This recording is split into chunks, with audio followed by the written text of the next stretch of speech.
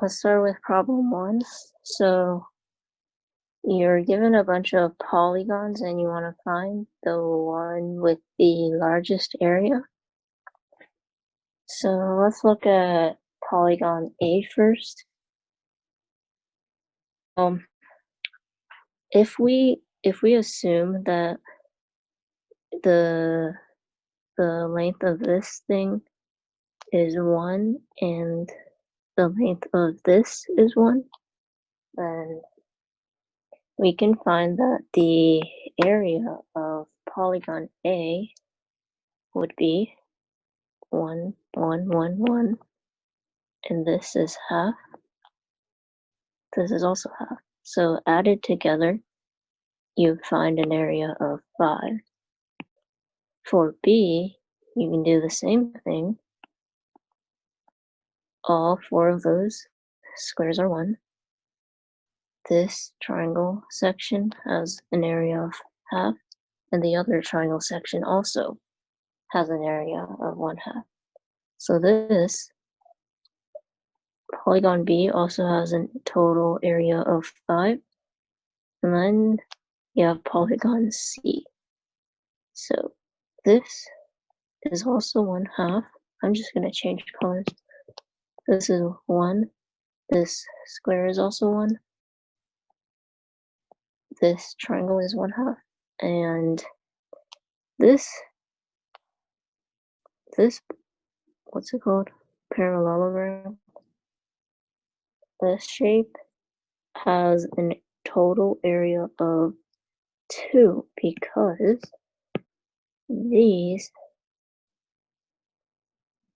this parallelogram is just made up of these 4 triangles that each have an area of 2.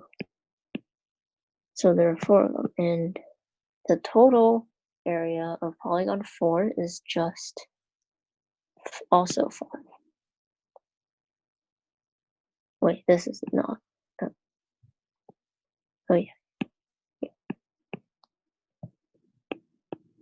So then you have polygon D, and you know that these 3 squares are 1, and then you have 3 triangles, and each triangle has an area of 1/2. So added together, polygon D has an area of 5. And then if you do the same thing to E, you'll just find that E has an area of 5.5. So polygon E has the largest area.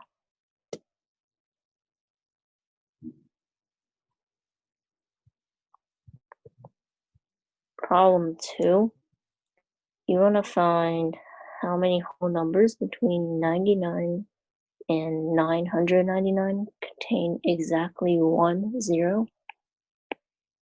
So we know that the 0 cannot go in the 100th place. The 0 can only go here and in the 1's digit place. So if 0 is in the 10th digit place, then you have 9 possibilities, 9 possible numbers that can go in the 100th place.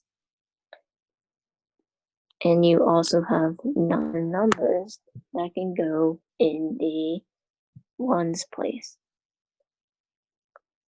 Multiplied together, you'll get 81 for this first case. For the second case, it's the same thing.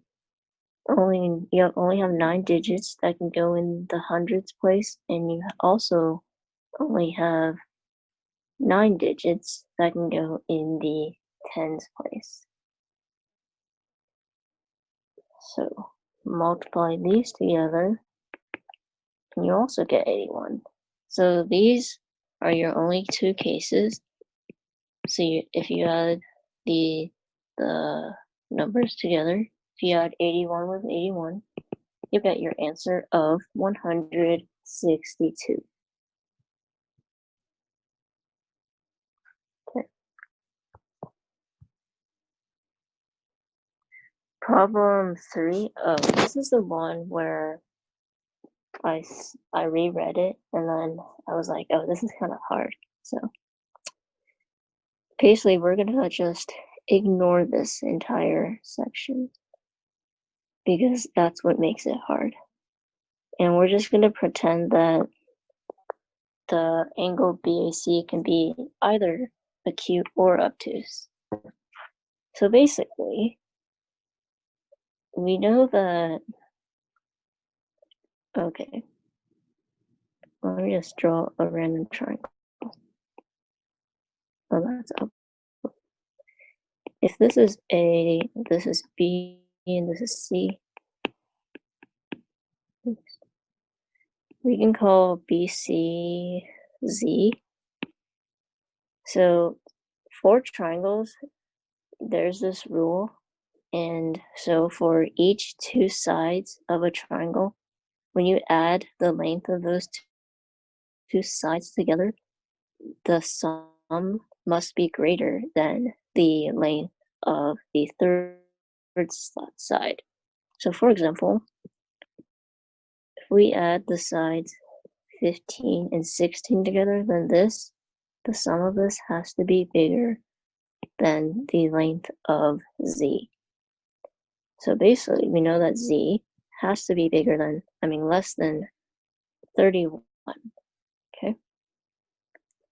And then you have other cases. For example, if we use Z and 16, we know that that has to be greater than the other side, which is 15.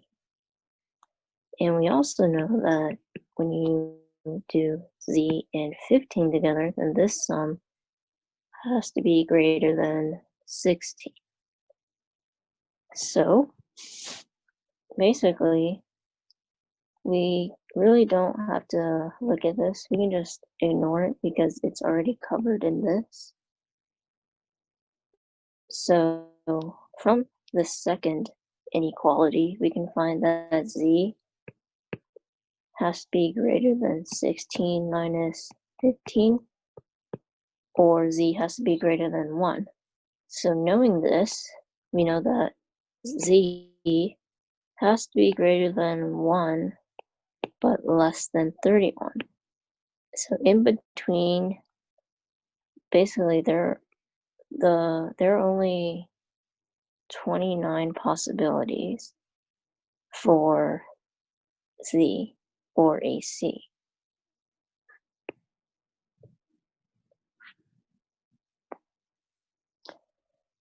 Question 4.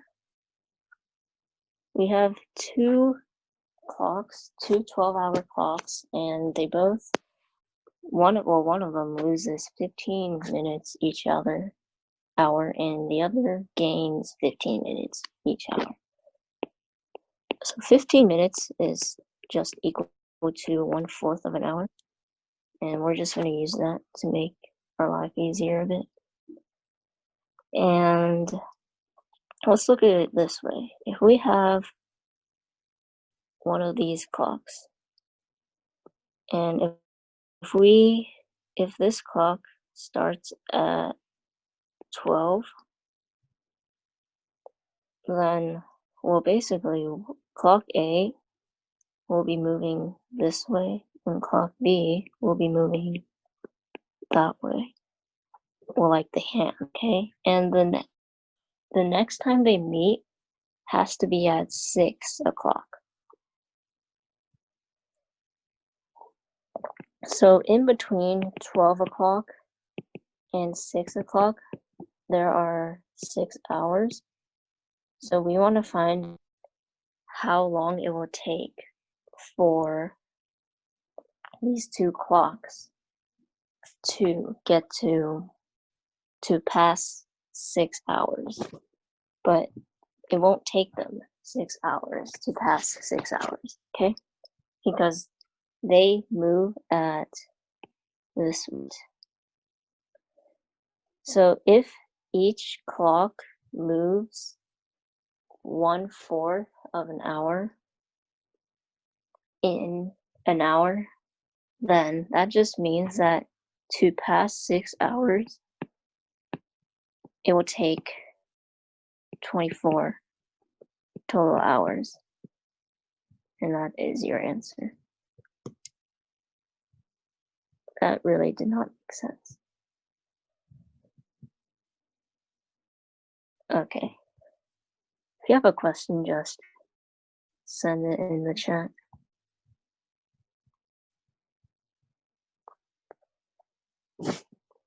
So, question 5, last problem.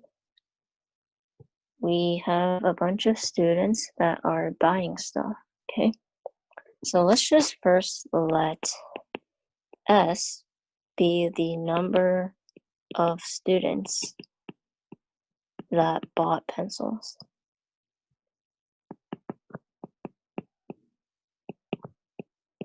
And the problem states that S will be greater than, well, the problem states that a majority of 30 students bought pencils. So that just means that S has to be greater than half of 30, which is 15. And then let's let P be the number of pencils that each student bought.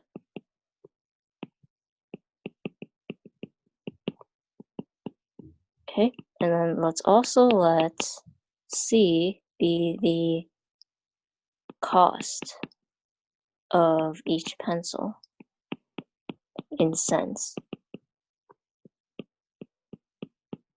Okay, so from the problem we know that P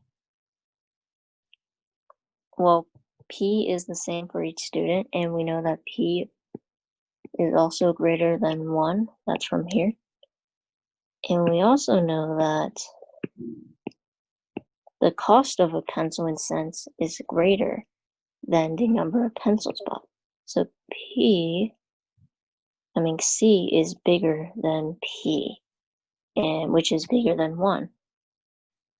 And we know that the total cost of the pencils is $17.71. So this is just equal to 1,777 cents.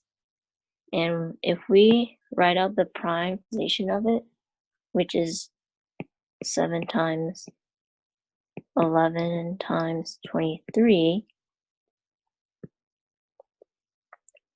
that conveniently it gives us our answer, because the total cost of the pencils is just equal to the number of students that bought a pencil times the number of pencils bought per student times the cost of the pencil in cents. So basically 1,777 is just equal to S times P times C. And we can use these inequalities to find what C is. So, okay. Only S has to be bigger than 15, so we know that 23 represents S, and we know that C has to be bigger than P, so that means C will be this middle number, which is 11. So basically, the cost of each pencil in cents is 11, and that is your answer.